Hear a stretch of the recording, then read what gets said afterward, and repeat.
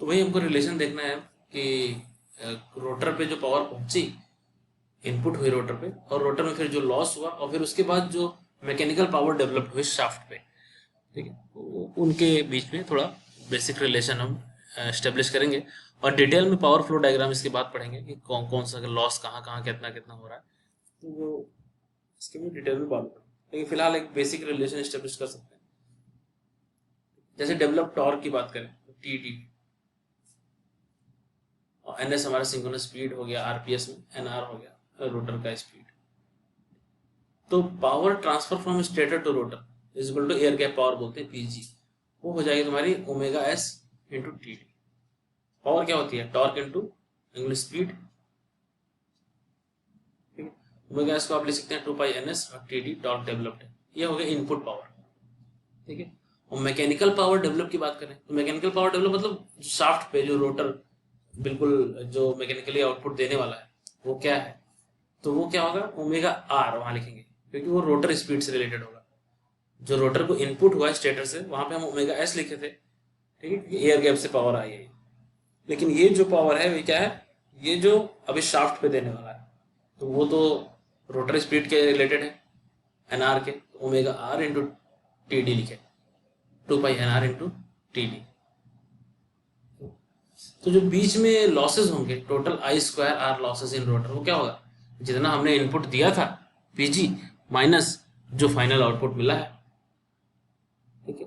तो बीच में जो लॉस में चले गया, तो जितना तुमने इनपुट दिया पीजी उसमें से कुछ लॉस किया होगा, फिर तुमको मिला होगा पी एम। ये जो पी एम है, ठीक है, तो वो लॉस कितना हो जाएगा? जो पी आर सी जो जिसको बोल रहे हैं रोटर कॉपर लॉस, वो क्या हो जाएगा? P G minus P M. तो तुमने लिखा 2 pi N S minus N R, right, ठीक है। इसको डिवाइड कर दो, पीजी जो ऊपर इक्वेशन है और ये जो पी आर सी है, इसको आपस में डिवाइड कर देंगे, तो एक रिलेशन हमारा स्टेब्लिश हुआ कि रोटर कॉपर लॉस जो है वो एस टाइम है power input to the rotor के। रोटर में जो भी पावर इनपुट हुई पीजी एयर गैप पावर, उसका स्लिप टाइम जो है वो हमारा रोटर कॉपर लॉस है सर। इतना टाइम, इतना पावर जो है लॉस हो जाएगा कॉपर लॉस में। और फिर कितना बचेगा? मैकेनिकल पावर डेवलप की बात करें तो पी एम जो तुम्हारा होगा वो कितना होगा? जैसे कि पी आर सी मतलब रोटर कॉपर लॉस का रिलेशन तुमको पता चल गया, एस पी जी। और पी एम की बात करें तो पी एम क्या है? बेसिकली पीजी जो तुमने इनपुट दिया, पीजी तुमने रोटर को इनपुट दिया, और उसमें से अगर कॉपर लॉस निकाल दिया जाए, माइनस कर दो किसको? कॉपर लॉस को। कॉपर लॉस तुम्हारा एक रिलेशन तुमने बनाया, वो क्या आया है? S time PG. यह है, तो क्या रिलेशन आ गया पीएम का? वो आ गया 1 माइनस एस इंटू पीजी, ठीक। पीएम जो है वो क्या आ गया? 1 माइनस एस इंटू पीजी।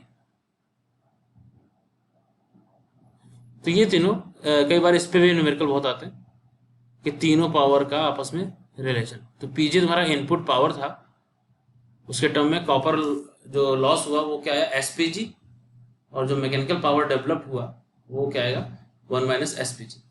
अब इसके बाद भी पावर फ्लो डायग्राम की बात करेंगे तो मैकेनिकल पावर डेवलप में से तुम कुछ रोटेशनल लॉसेस को माइनस करोगे। रोटेशनल लॉस मतलब फ्रिक्शन विंडेज लॉसेस, ये सब माइनस करोगे, तब तुमको शाफ्ट पे जो पावर मिलती है वो मिलेगी, दैट इज फाइनल आउटपुट।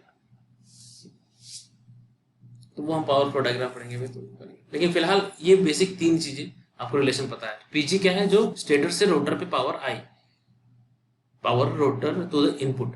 तो कई बार इनपुट पावर की तुम बात सुनते हो, तुमको लगता है ये तो इलेक्ट्रिकल इनपुट हो गया, वो वाला नहीं। इलेक्ट्रिकल इनपुट तो हमने स्टेटर को दिया, स्टेटर के बाद जो एयर गैप से होते हुए रोटर को आई, रोटर इनपुट, उसको बोलेंगे पीजी, ठीक है। और फिर एस टाइम पीजी हमारा क्या होगा? Rotor copper loss.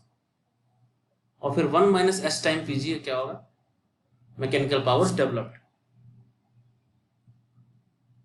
तो ये एक रिलेशन डेवलप हो गया। तो रेशियो पूछा जाए तो ये रेशियो तुमको कई बार ये डिराइव करने के लिए भी आता है, पीजी पीआरसी और पीएमटी का 1s 1 माइनस एस। इसमें न्यूमेरिकल भी आते हैं कई सारे। तो ये तो बेसिक हल्का सा एक रिलेशन स्टेब्लिश किया हमने। बाकी अभी डिटेल पावर फ्लो डायग्राम भी पढ़ेंगे, जिसमें हम इनपुट कितना दिया, फिर स्टेटर में कौन कौन से लॉस हुए, फिर कितना हमको रोटर पे पहुंचा पावर, फिर रोटर में कॉपर लॉस हुआ, फिर मैकेनिकल पावर डेवलप हुआ, उसके बाद रोटेशनल लॉसेस हुए, फिर शाफ्ट पावर मिला। वो सारी चीजें डिटेल में पढ़ेंगे। अब इसके बाद तुम्हारा एक है डेवलप्ड टॉर्क का, कितना टॉर्क डेवलप होगा। तो फिर हम जब डेवलप टॉर्क पढ़ेंगे तो वहां से फिर स्टार्टिंग टॉर्क का फॉर्मूला अलग, फुल लोड टॉर्क का अलग, मैक्सिमम टॉर्क का अलग फॉर्मूला डिराइव करेंगे। फिर टॉर्क स्लिप कैरेक्टरिस्टिक, स्लिप के साथ हमारा टॉर्क कैसा वेरी कर रहा है, ये एक इंपॉर्टेंट टॉपिक रहेगा उसके बाद। तो ये बहुत छोटे छोटे कॉन्सेप्ट हैं, इनको ऐसे ही पकड़ के चलो। मैं इससे तुमको पढ़ा था कि तुम यही बुक से अगर पढ़ रहे हो, तुमको फिर कैसे पढ़ना है बुक वो समझ में आए इजी। तुम लोग रखते तो हो लेकिन सोचते हो शॉर्टकट मिल जाए, कहीं कोई वीडियो मिल जाए। बुक पढ़ना जरूरी है, बुक पढ़ो। बहुत ज़्यादा कुछ नहीं है, क्या पढ़ना है, कितना हमारे काम का है, कितनी चीज़ें हमको समझ में आ जाएंगी, उसी हिसाब से पढ़ो। अब जैसे इसमें अभी हम पढ़ेंगे ना इस बुक से, तो टॉर्क में थोड़ा सा इजीली, थोड़ा सा जो टॉर्क का रिलेशन या इक्वेशन बनेगा वो थोड़ा इजी वे में है, अप्रोक्सीमेशन ज़्यादा लिया हुआ है। अब तुम बीमरा लेके जाओगे तो बीमरा में बहुत डिटेल है, इक्विवेलेंट सर्किट बनाते हैं और डिटेल एक एक पैरामीटर है, तो वो भी हम पढ़ सकते हैं, लेकिन उसमें तुमको शायद दिक्कत आए बहुत सारे लोगों को।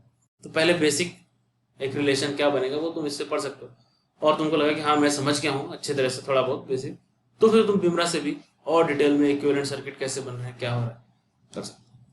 क्योंकि बेसिकली है क्या कि पूरा जो इंडक्शन मोटर है ये कहीं ना कहीं तुम्हारा एनालॉगस है ट्रांसफार्मर के, ठीक है। तो ये भी एक क्या है, induction motor is a transformer only with short circuited secondary. तो मान लो कि एक ट्रांसफार्मर है जिसका सेकेंडरी जो तुम्हारा शॉर्ट सर्किटेड है। तो बेसिक डिफरेंस क्या है इंडक्शन मोटर और ट्रांसफार्मर में, कि ट्रांसफार्मर में जो है तुम्हारा पावर प्राइमरी से सेकेंडरी में ट्रांसफर हो रहा था थ्रू इंडक्शन प्रोसेस, और इंडक्शन थ्रू किसके थ्रू हो रहा था, कोर के थ्रू, कोर था बीच में। तो एक यहाँ से प्राइमरी पावर जो जनरेट हुई वो कोर के थ्रू इंड्यूस होके सेकेंडरी पहुंचे थे। यहाँ पे कोर की बजाय क्या है आपका, प्राइमरी और सेकेंडरी के बीच में आपका एयर गैप है, बस ये डिफरेंस है, कोर की बजाय एयर गैप है।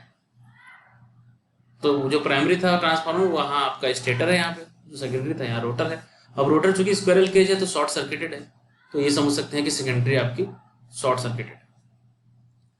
तो जैसे ट्रांसफार्मर में हम फेजर डायग्राम बनाते थे, तो वो सारे फेजर डायग्राम यहाँ भी चलेंगे उसी तरह से, और उसी तरह से इक्विवेलेंट सर्किट भी बनेगा प्राइमरी का सेकेंडरी का। तो वो सारी चीजें हैं, तो वो बहुत डिटेल में बीमरा में वो सारी चीजें भी हैं, इक्विवेलेंट सर्किट कैसे बनता है क्या है।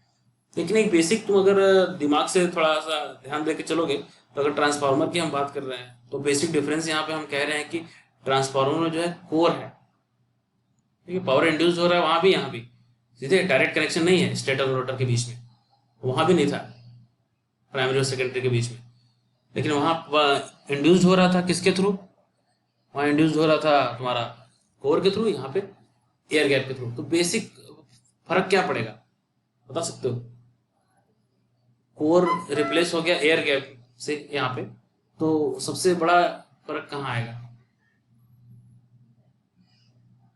ये चीज अगर दिमाग में चलने लगे ना तो समझ रहे हो, तुम समझ रहे हो कि हाँ कैसे कैसे हो रहा है।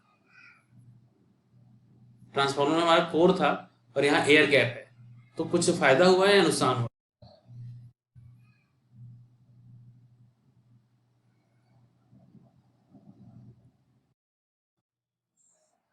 हाँ। हम्म। कोर लॉसेस यहाँ नहीं होंगे, कोर लॉसेस कुछ तो कुछ होंगे क्या, क्यों, क्योंकि कोर तो है, क्योंकि जो रोटर है ना वो भी रोटर कोर है, उसके ऊपर वाइंडिंग लगी हुई है। स्टेटर भी स्टेटर कोर है, हमने देखा था ना कंस्ट्रक्शन में, स्टेटर कोर है, उसमें स्लॉट्स है, उसमें वाइंडिंग लगी है, तो है वो कोर लॉसेस कुछ तो कुछ यहाँ होंगे। वो जो बेसिक डिफरेंस जो पावर ट्रांसफर का या बोलो या उसका आया, उसमें क्या फर्क आएगा। तो सबसे बेसिक फर्क ये है कि जो तुम्हारा नो लोड करंट जो तुम पढ़ते थे, नो लोड करंट पढ़ते थे, नो लोड करंट तुम्हारी क्या होती थी, दो कंपोनेंट होता था ट्रांसफार्मर का, एक होता था कि मैग्नेटाइजिंग करंट और दूसरा होता था कौन सा, जो रोटर कोर लॉस को या फिर ट्रांसफार्मर की कोर लॉस को फीड करेगा वो था। तो जो पहला कंपोनेंट था मैग्नेटाइजिंग करंट, वो तुम्हारा क्या काम करता था, फ्लक्स स्टेब्लिश करता था। ठीक है, मैग्नेटाइजिंग करंट जो तुम्हारा क्या करता था सर्किट में, फ्लक्स स्टेब्लिश करता था। तो अब जब मैग्नेटाइजिंग करंट हम लोग बोलते थे ट्रांसफार्मर में कि हाई परमेबल मटेरियल यूज करेंगे, बोलते हैं ना, पहला कंडीशन देते हैं high permeable material core material है। हाई परमेबिलिटी का मतलब कि उसका रिलेक्टेंस जो है वो, रिलेक्टेंस क्या होगा, लो होगा। वो रिलेशन पढ़ा है ना, एक मिनट फोन कर रहा हूं। हेलो, हाँ जी, हाँ जी। अच्छा, ये आप नक्षत्र के पास आ सकते हैं क्या? हाँ, क्योंकि कॉलेज क्या है, बंद हो गया ना अभी। मेरे कॉलेज का एड्रेस था, हाँ।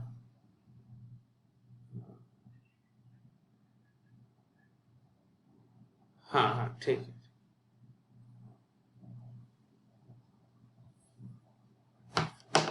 हम्म। तो क्या बात कर रहे हो?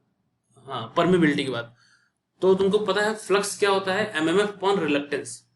ठीक है, और रिलक्टेंस का फॉर्मूला होता था क्या, L upon mu A, mu permeability होती है। तो परमेबिलिटी जितनी हाई होगी रिलक्टेंस उतना लो होगा, और रिलक्टेंस जितना लो होगा उतना ही हमको कम करंट चाहिए होगा फ्लक्स स्टेब्लिश करने के लिए। बहुत कम मैग्नेटाइजिंग करंट से हमारा फ्लक्स स्टेब्लिश हो जाता था अच्छा खासा। ये ट्रांसफार्मर में फायदा था। लेकिन यहाँ कोर की जगह है एयर गैप। एयर गैप का परमेबिलिटी होती है तुम्हारी 1, मान नॉन मैग्नेटिक मटेरियल 1 है, तो परमेबिलिटी जब कम हो गई तो रिलक्टेंस बहुत ज्यादा हो गया। रिलक्टेंस अगर ज्यादा हो गया तो तुमको बहुत ज्यादा मैग्नेटाइजिंग करंट चाहिए एक पर्टिकुलर फ्लक्स स्टेब्लिश करने के लिए। तो क्या नुकसान हो गया, मैग्नेटाइजिंग करंट अगर ज्यादा चाहिए तो जो तुम ट्रांसफार्मर में बोलते थे कि no load current is 2 to 4% of full load current, बोलते थे ना ऐसा।